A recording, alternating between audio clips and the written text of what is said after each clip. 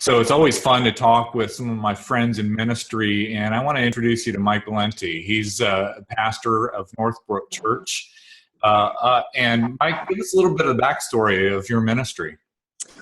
Yes, so I've been at Northbrook here in Milwaukee, Wisconsin for about 7 years, actually 7 years this August.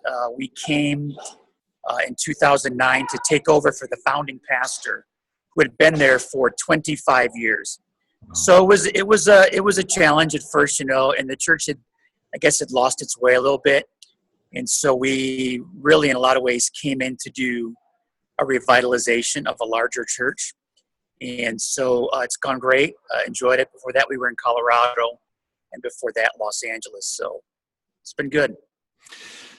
We should have the conversation about following a long-term pastor, but that's not the conversation for today that I wanted to have.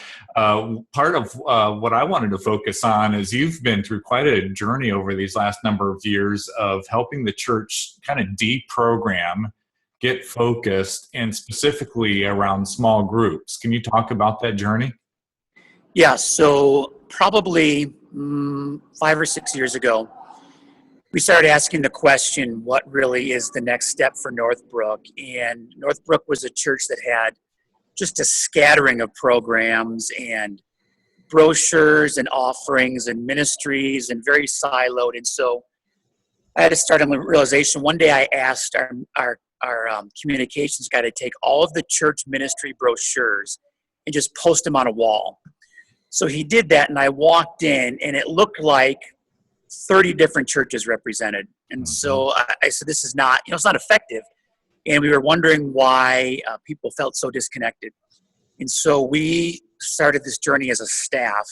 We did it together. We're a highly collaborative modeled church. And so we wanted to simplify. We knew we needed to get simple in order to get stronger. And so we did some learning together, some research, and we picked up a book by Nelson Searcy called Activate. And that's his book on small groups. And so we read it. And as we read it, we thought, this kind of makes sense. And so we began exploring it, dissecting it, and then kind of reshaping it in our own image. And we decided that we're going to start to deprogram the church. And I think it was you that said something. I can't remember if it was you or someone else, but I think it was you that said. If it was something good, let's pretend it's me, okay? All right, I'm quoting Tony Morgan right now. I'm not about programs, but we're about creating environments for life transformation. And I think I'm quoting you. But that really resonated with us, and so we wanted to create these environments where true growth could happen. So we started exploring small groups, and we began to slowly remove all the quote-unquote ministries and really focus on a small group strategy. But that's where we are today. Yeah. So as you were going through that journey, what were some of the biggest obstacles that you faced? Well, convincing people that this was a good idea, because now you're pressing on people's personal programming and sometimes their personal passion. So there was a spattering of ministries, Sunday school classes, men's ministry, women's ministry that were not group focused, they were event focused. And so trying to convince them that this was better, at times it was painful, and a little bit of blood, sweat, and tears at moments, but looking back now, don't regret it at all. I'm suspecting any church that makes any change, whether it's healthy change or not, they experience some loss. Some people leave the church. Mike, would it be fair to say, even in this change that ended up being very healthy for the church, that you lost some people? Oh yeah, I mean, when we started refocusing the whole direction of the church, I mean, small groups was one part of that, but when we started really focusing the church as a whole, we lost several hundred people. Yeah. And you haven't shared, but since then you've grown substantially. Isn't that correct? We've doubled. Yeah, that's very good. All right. So in the very beginning of this shift, again, any change, you want to get the key stakeholders, your leaders, in this case, your staff, your lay leaders. How did you convince them that this was necessary, or did it take much convincing? It took some convincing, but I made it sound like it was their idea. So basically, we got together, and now, the model that I'm going to share may not work for everyone, but we gathered all of our pastoral staff and also all of our elders. So we're an elder-led church, staff-directed, but elder kind of led. And we got them all together in a room twice a month at 6 a.m. for a year. And the reason we did that was we wanted to overhaul the entire strategy of the church. Now that followed about 6 months of our staff just sitting together and hashing this out. So I guess to back up, step one was our pastors sat together for about 6 months every Tuesday afternoon and hashed out a strategy.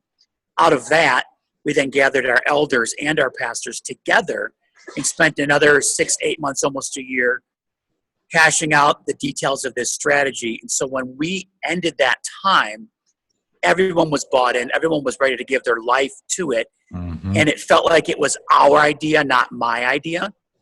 Tons of buy-in. Yeah, I love that collaborative approach, and man, that takes the weight off the senior pastor. I know a lot of senior pastors think they're the ones that have to come up with all the vision and all the strategy. And really, I think it's a New Testament model that we're the body of Christ, and even in leadership, all those gifts and perspectives coming together is just going to make that vision and the strategy that much stronger. So, what are some of the, when it comes to small groups specifically, what are some of the strategies that you're finding really work for Northbrook? Yeah. So a few things. Northbrook is really kind of based around 3 ideas or 3 words, which I know it's trendy for churches to have 3 words, but our words are discover, grow, and share. And so we have a pastor of discover, a pastor of grow, and a pastor of share. And our pastor of grow, her name is Ingrid Goranson. I believe you met her. She was here when you came and visited us. She oversees all of our small groups and our leadership development. And so she is dedicated to that. She has a team of people, a small group formation team that she works with to formulate the small group strategy. But what we do is, so our small groups meet in what we call seasons. There are 3 seasons: fall, spring, winter, and summer. And so they last for 8 to 12 weeks, depending on the group. Then they pause for 30 days and they restart again. Now, groups can continue on in the next season if they want, or they can disperse. They can allow new members to come in. But we've always operated within that strategy of starting and stopping. And we went back and forth. Is that a great way to do it? Should we start and stop them? And we landed on doing it that way, and it's been wonders for us. The second thing that we do is during registration month, which is the month prior to life groups starting, we don't promote anything else in the church. Nothing. Not in our publications, not in weekend platform announcements. Nothing. The only thing that's promoted is life group registration. Now, in the summer, prior to a school year, I preach a 2-week series on the importance of life groups. So right now, I'm in week 2 of that series. We're calling it Better Together. This series will end this weekend. And then a week later, we'll begin life group registration in September. The groups will start in October. So I've now preached a 2-week message series in August. September, the only thing we'll promote is life groups. And then in October, we'll launch them. So that's been pretty effective. The third thing that we do with our groups is we really are looking for 3 things. We call them the 3 F's: faith, fellowship, and fun. So we want there to be kind of a faith component. I mean, there's got to be some kind of growth element to it. A book study, a Bible study, something that will allow people to grow. The second thing is there has to be space for fellowship to happen, true connection time. And the third element is we want them to have fun together. We don't want it to just be, we're going to study this book and that's going to be the end of it. We want there to be some element of fun. And so each group kind of creates their own way of doing that. And that really, in its most simplest form, is all we do. Well, that's fantastic. So, Mike, there are other pastors like you that are in churches that today, they're very complex, lots of programming, lots of focus on events. What encouragement would you give to other pastors? I would say you've got to kind of make a decision. I believe, and I think a lot of research proves it, that you can only be very effective in a few things. We were doing a lot of things 10 years ago, and we were not really effective at any of them. Now that we've simplified and have gone to this model of small groups, which really is our only quote unquote program. We've got a few other things that we may do, but that is really it for us. And we have seen the level of connection increase. We've seen the level of participation in life groups go up. I can't remember what the percentage is. It's outstanding. It's staggering. And we've seen the level of engagement skyrocket with our people. And though we're a larger church, people will still say it feels like a smaller church because they're connected. Mm-hmm. And so I'd say if you want to be really effective, you've got to choose a few things that you want to be good at. And for us, we've chosen life groups because we've seen the level of connection in the average congregant go through the roof because of it. Well, very good, Mike. It's fun to reconnect with you and hear about all the great changes that are happening at Northbrook. And thanks for your leadership. It sounds like you're doing a great work there. Thanks. Appreciate it.